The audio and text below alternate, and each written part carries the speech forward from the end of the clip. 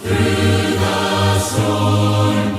He is Lord, Lord of all. Welcome back to On Point from the Summerdale Church of Christ.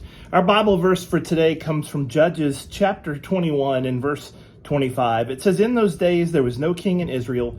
Everyone did what was right in his own eyes." Now, this is repeated at least 3 times in the book of Judges. That reminds us about in their generation, they didn't have a leader. They chose to go without someone to lead them. The judges come through periods of time. Some of them may overlap. Some of them may be, they may have known each other, in other words. But many of them, it was years before the next judge came on the scene. And so we're given these little commentaries that during this time there was no leader, there was no king, there was no judge. This was a time where nobody really knew what to do. And they didn't listen to spiritual leaders like the priests. They just kind of did whatever they thought was right.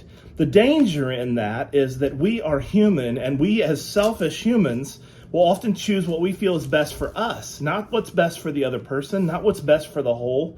And there's a danger in this. Now remember, as you read through the Old Testament, you're going to see men like Samuel saying, well, we don't need a king. We can have people that can rise up and lead, and hopefully men that can be spiritual, leading the kingdom of God, or in this case, in some of the judges, they're military warriors.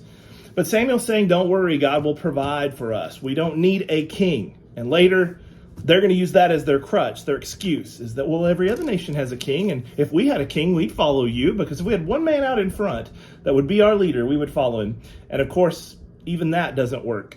It comes within us, a decision to make ourselves that it doesn't matter what the rest of the world is doing. We know what's right. We know what God has designed, what he desires for us, and we're going to rest in his will. We're going to do what he has commanded to do, because if 1 or 2 or 3 or 4 or 5 or 100 of us do it, we begin walking with God and doing what's right in his eyes and not our own.